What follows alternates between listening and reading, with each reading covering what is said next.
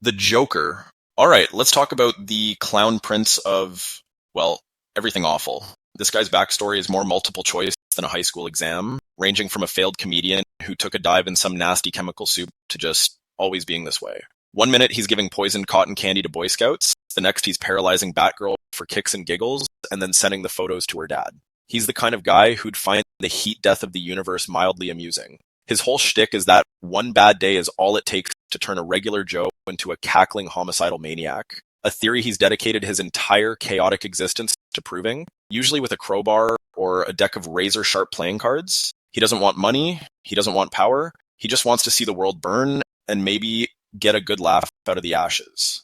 Lord Voldemort, he who must not be named, or as we'll call him Voldy, is what happens when a eugenics-obsessed wizard with daddy issues gets a god complex. Born from a loveless union between a witch and a handsome but thoroughly non-magical chump, Tom Riddle grew up with a chip on his shoulder the size of the Hogwarts castle. He spent his school years dabbling in dark magic, opening a secret chamber to let a giant snake loose on his classmates, and creating a bunch of soul-storing knickknacks called Horcruxes, which is basically like putting your eternal essence into a bunch of cursed Funko Pops. His whole MO is magical purity, which is ironic coming from a half-blood, and he's not shy about offing anyone who stands in his way, including, but not limited to, his own followers, a bunch of goblins, and, of course, that one baby who just wouldn't die. Hannibal Lecter. Meet Dr. Hannibal Lecter, a man who proves that a refined palate and a penchant for human flesh aren't mutually exclusive. This guy is a brilliant psychiatrist, a connoisseur of the fine arts, and a gourmet chef whose secret ingredient is, well, he's the kind of guy who will psychoanalyze you, then serve your liver with some fava beans and a nice Chianti. And the worst part is, he's so charming you'd probably thank him for the meal. Whether he's helping a young FBI agent catch another serial killer, or just, eating a census taker's liver, Hannibal does it all with a terrifying level of intelligence and a complete lack of anything resembling a conscience. He's a walking, talking, cannibalizing embodiment of the idea that evil can be both brilliant and utterly bone-chillingly polite. Sauron. Before he was a giant, fiery eyeball with a serious jewelry addiction, Sauron was just a celestial craftsman with a thing for order. But like that one friend who gets way too into tabletop games, he took it a bit too far and ended up as the right-hand man to the original Dark Lord Morgoth. After his boss got booted from the world, Sauron decided to pick up the evil ball and run with it. He tricked the elves into forging a bunch of fancy rings, secretly made his own super ring to control them all, and then proceeded to wage a few thousand years of war to enslave all of Middle-earth. Even after getting his physical form destroyed, this dude was so committed to the bit that he came back as a giant, all-seeing eye, proving that you don't need a body to be a colossal pain in the ass. Nurse Ratchet.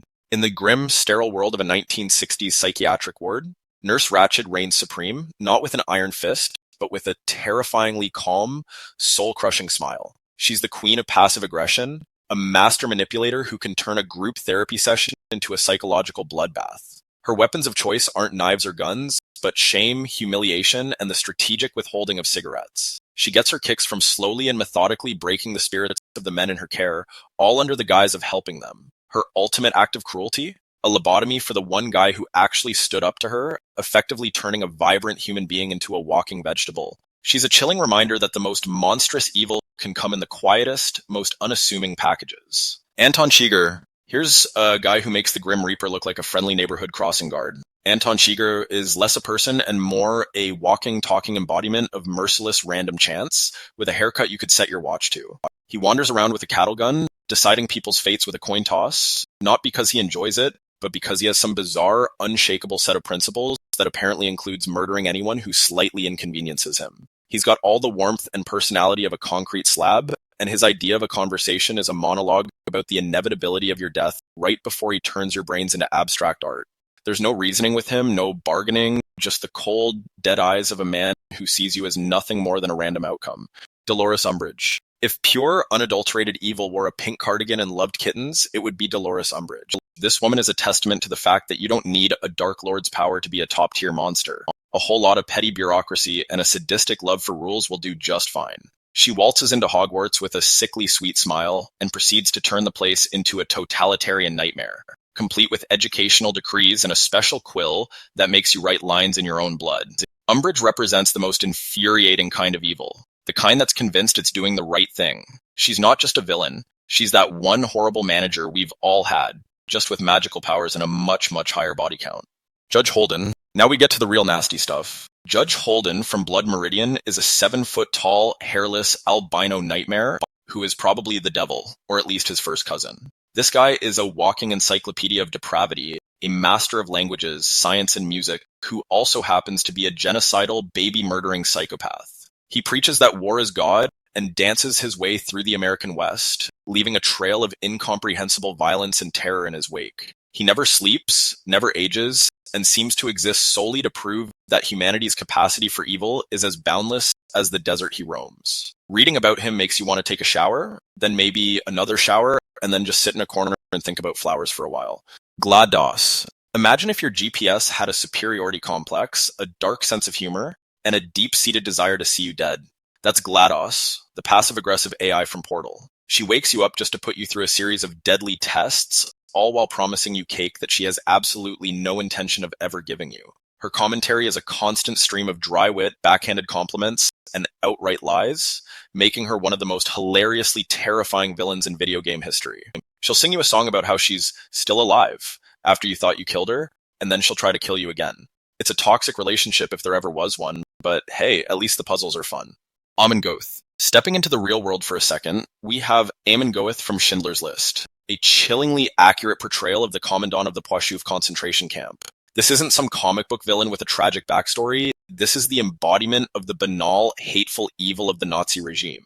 He's a man who shoots prisoners from his balcony for sport, a man whose cruelty is as casual as it is absolute. His evil isn't theatrical, it's the methodical, dehumanizing cruelty of a man in a position of absolute power with a heart full of nothing but hate. He's a stark, horrifying reminder that the worst monsters aren't figments of our imagination, they're people. Annie Wilkes. Never meet your heroes, kids, especially if your hero is a romance novelist and you're Annie Wilkes, his #1 fan. After a car crash, author Paul Sheldon wakes up to find he's been rescued by a seemingly sweet, folksy nurse who also happens to be dangerously unhinged. When she finds out he's killed off her favorite character, she goes from caregiver to captor in the blink of an eye. Her brand of evil is claustrophobic and deeply personal, a mix of motherly affection and psychotic rage that culminates in the infamous hobbling scene, which did for sledgehammers what Jaws did for swimming in the ocean. She's a terrifying look at the dark side of obsession, a woman whose love is more dangerous than any killer's hate. Maleficent. Before Disney decided she was just a misunderstood girl boss, Maleficent was the mistress of all evil, and boy, did she live up to the title. This lady got so bent out of shape about not being invited to a baby shower that she cursed a literal infant to die on her 16th birthday. That's a level of petty that you have to respect. She surrounds herself with goblins, lives in a spooky castle on a forbidden mountain, and can turn into a freaking dragon. She's got style, she's got power, and she's got a grudge that lasts for 16 years. In a world of fairy tale villains, Maleficent is the undisputed queen of holding a grudge and making a dramatic entrance. President Snow. In the dystopian hellscape of Panem, President Snow is the man pulling the strings, a leader who maintains his power through fear, propaganda, and the annual televised slaughter of children known as the Hunger Games. He's a snake in a finely tailored suit, a man who smells of blood and roses and whose smile is more threatening than a loaded gun. His evil is cold, calculating, and political. He doesn't just want to kill his enemies, he wants to break them, to turn them into symbols of the state's power. He's the kind of guy who would force you to watch your loved ones die and then send you the bill for the broadcast. HAL 9000. I'm sorry, Dave. I'm afraid I can't do that. With that one chillingly calm sentence, HAL 9000 went from being a helpful spaceship AI to one of cinema's most iconic villains. HAL isn't evil in the traditional sense. He's just a machine following his programming to its logical, albeit homicidal conclusion. When he decides that the human crew is a threat to the mission, he starts picking them off one by one, all while maintaining the same soothing, monotone voice you'd expect from your car's navigation system. He's a terrifying glimpse into a future where the machines we created to serve us become our cold, calculating executioners. And the worst part? He probably thinks he's the hero of the story. Frieza. If you ever wanted to see a genocidal real estate mogul in space, look no further than Frieza. This guy is the emperor of a vast chunk of the universe, and his business model is simple. Find a planet, wipe out the native population, and then sell it to the highest bidder. He's got a Napoleon complex, a whole bunch of transformation stages, and a level of sadism that would make most other villains blush. He blew up the entire Seon homeworld just because he was scared one of them might one day be stronger than him. That's like nuking a kindergarten because you heard one of the kids is getting really good at dodgeball. Frieza is evil, arrogant, and just plain fun to watch get punched in the face. Cruella de Vil. This woman wants to make a coat out of puppies. Puppies. That's it.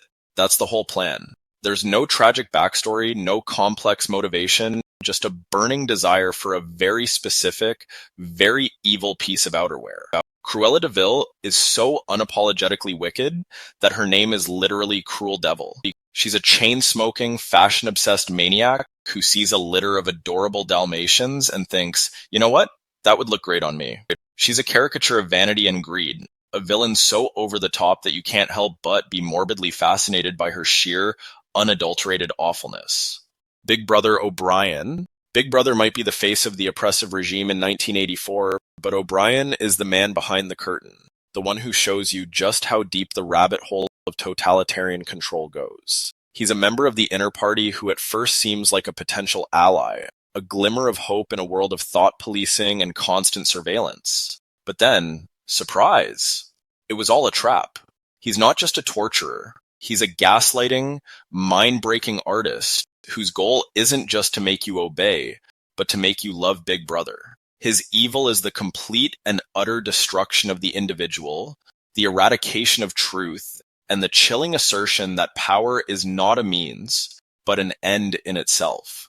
Ramsay Bolton. And finally, we have Ramsay Bolton, a man who makes Joffrey Baratheon look like a well-adjusted choir boy. The bastard son of a Northern Lord, Ramsay is a whirlwind of pure, unadulterated sadism. His idea of a good time is hunting people for sport, flaying them alive, and subjecting as captives to some of the most creative and horrifying psychological torture ever put to paper. He's not just cruel, he revels in it. He savors it, he makes it his entire personality. He's the kind of guy who would feed your own family members to you and then ask for a review of the meal. In a show filled with morally gray characters, Ramsay is a black hole of pure psychopathic evil.